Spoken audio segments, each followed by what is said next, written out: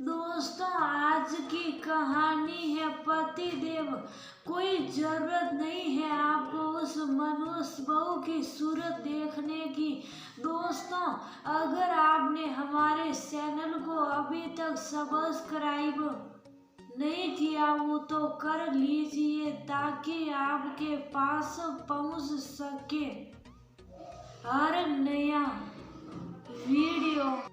आज महीने की 5 तारीख थी। कैलेंडर देखते हुए रमा देवी बेचैन सी घर के आंगन में टहल रही थी कि यकायक घंटी की आवाज सुनकर वह तेजी से दरवाजे की तरफ चल पड़ी।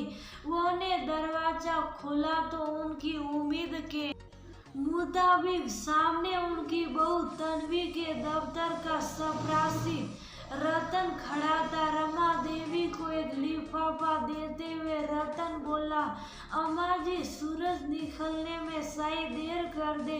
मैडम वेतन मिलते ही आपको पैसे भेजने में देर नहीं करती हैं।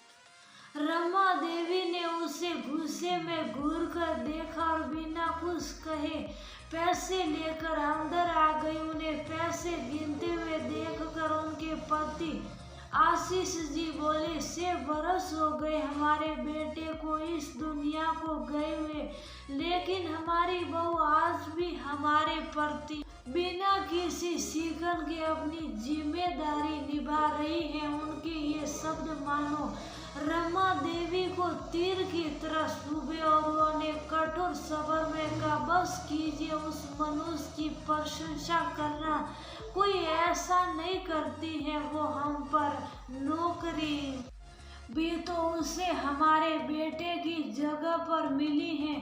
तुम्हें कोई नहीं समझा सकता। ये कहते हुए आशीष जी वापस अपने अखबार में नजरें छुपाते हुए पुरानी यादों में खो गए। 6 वर्ष पहले तन्वी का विवाह रमा और आशीष जी के इकलौते बेटे किशन से हुआ था। सारा घर इस अवसर पर खुशियों में डूबा हुआ था, लेकिन ये खुशियां चंद दिनों की ही मेहमान साबित हुई।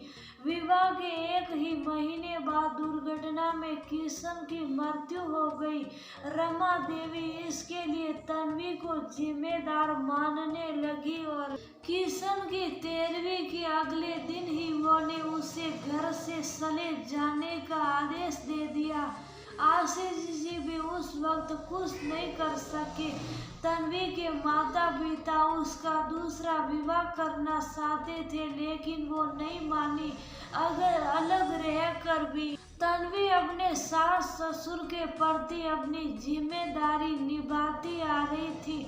उसे पता था कि आशीष जी की पेंशन और किशन की तनख्वाह मिलाकर ही घर का खर्च चलता था, इसलिए अनुकंपा के आधार पर किशन के दफ्तर में उसे जो नौकरी मिली थी उससे प्राप्त होने वाले वेतन में से अपने गुजारे के लिए नाम मात्र के पैसे रखकर वह बाकी वेतन नियम से रमा देवी को भिजवा दिया करती थी। लेकिन रमा जी का व्यवहार तभी उसके प्रति कभी नहीं बदला। आशीष जी जरूर अपनी बहू के लिए सहानुभूति रखते थे, लेकिन अपनी पत्नी के सामने कुछ कह नहीं पाते थे। श्यामा रमा देवी की आवाज सुनकर आशीष जी की तंद्रा टूटी, जो उन्हें घर के राशन की सूची थमा रही थी।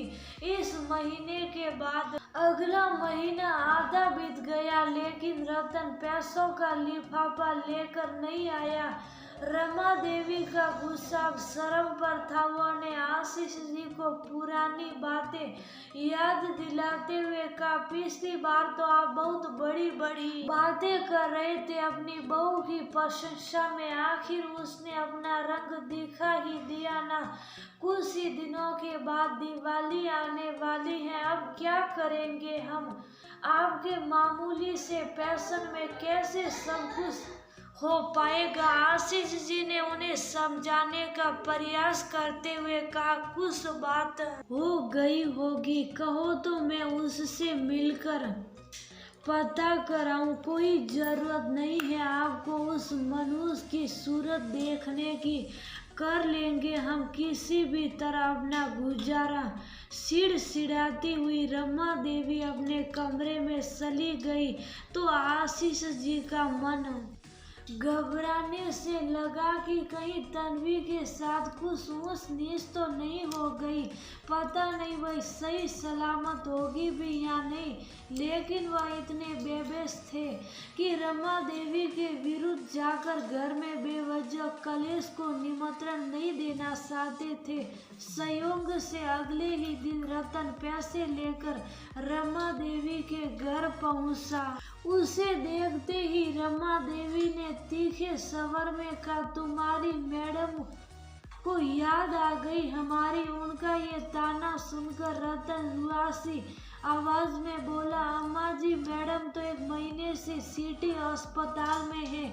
सीढ़ियों से गिरने के कारण उनके पैर में फ्रैक्चर आया है और उनके सिर में भी चोट लगी है। उन्होंने तो मुझे पैसे भिजवा दिए थे आपको देने के लिए, पर मैं ही भूल गया। आज उनके पूछने पर मुझे याद आया उन्होंने आपसे क्षमा मांगते हुए लिफाफा भेजा है। हम भी आपसे क्षमा मांगते हैं अम्मा जी, हमारे कारण आपको काफी असुविधा हुई होगी।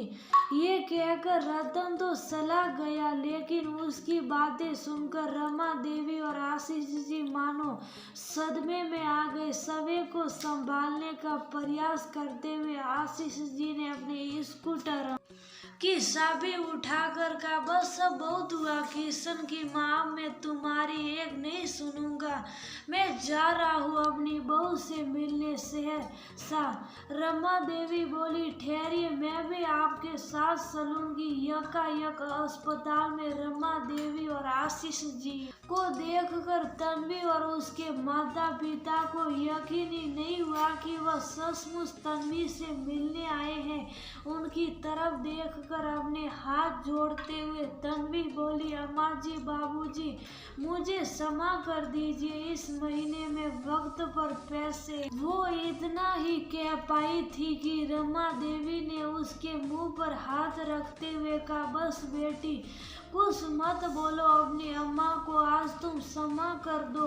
लोग अपनी घर लक्ष्मी का मान सम्मान करते और मैंने तुम्हें बस तिरस्कार दिया। वो भी कहा, अगर आप आज्ञा दे तो मैं अपनी घर लक्ष्मी को उसके घर ले जाना चाहता हूँ।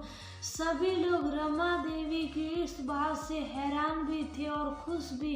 रमा देवी और आशीष जी जब तन्वी को लेकर घर पहुंचे तब रमा देवी ने कहा, आज कितने 20 से वर्षों बाद इस घर की लक्ष्मी यहाँ वापस लौटी हैं। आशीष जी भी मिठाई का डब्बा खोलते हुए बोले, इस खुशी में हम सब मुंह मीठा करेंगे। रमा देवी के हाथ से मिठाई खाते हुए तन्वी की आंखें खुशी से भर आई थी। प्रेम के इस क्षण में उन सबको ऐसा प्रतीत हो रहा था मानो किशन की तस्वीर भी आज अपने परिवार को साथ देखकर मुस्कुरा रही थी।